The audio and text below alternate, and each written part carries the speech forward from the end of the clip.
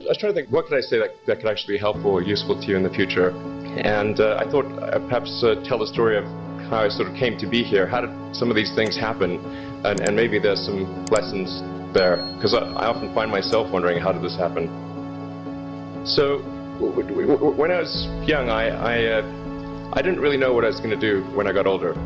People kept asking me, and eventually I thought that the idea of inventing things would be really cool.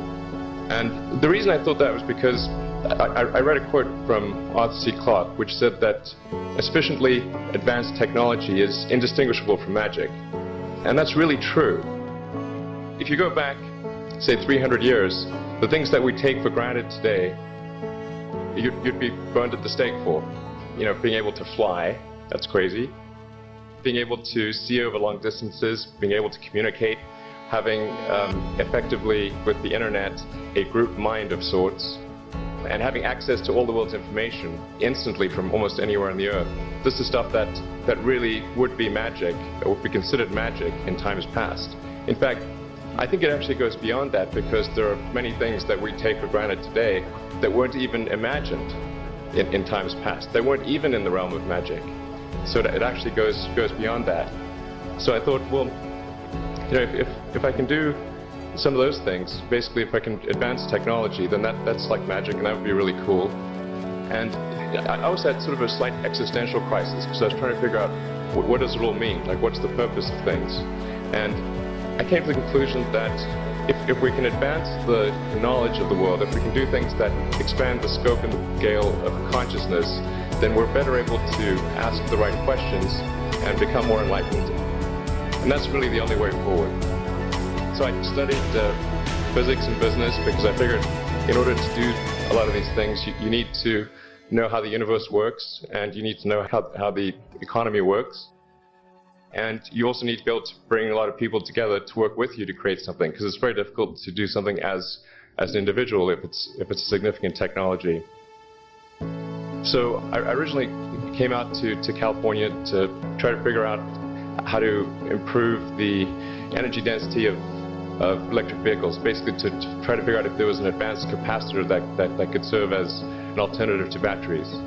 That was in '95, and that's also when the internet started to happen. And I thought, well, I can either pursue this technology where success may not be one of the possible outcomes, which is always tricky, or participate in the internet and be part of it. So I decided to drop out.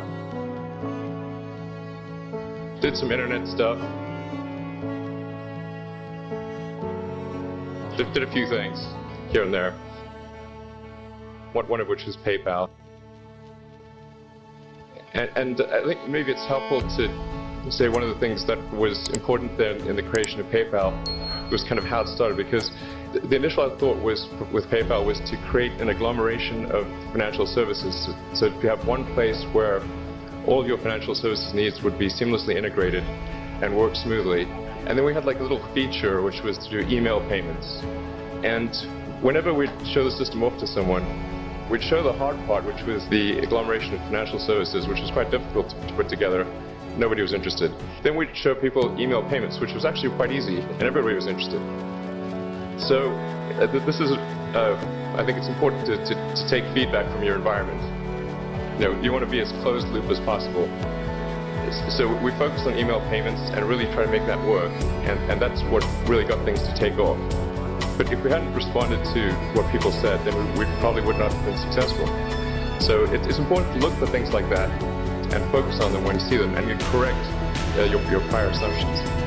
And then going from PayPal, I thought, well, what are some of the other problems that are likely to most affect the future of humanity? It really wasn't from the perspective of what's the rank-ordered best way to make money, which is okay, but it was really what I think is going to most affect the future of humanity. So I think the biggest terrestrial problem we've got is sustainable energy, both the production and consumption of energy in a sustainable manner. If we don't solve that this century, we're in deep trouble. And then the other one being the extension of life beyond Earth to make life multiplanetary. So the latter is the basis for SpaceX, and the former is the basis for Tesla and Solar City. And when I started SpaceX, it actually, initially, I thought that, well, there's no way one could possibly start a rocket company. I wasn't that crazy. I thought, well, what is a way to increase NASA's budget? That was actually my initial goal.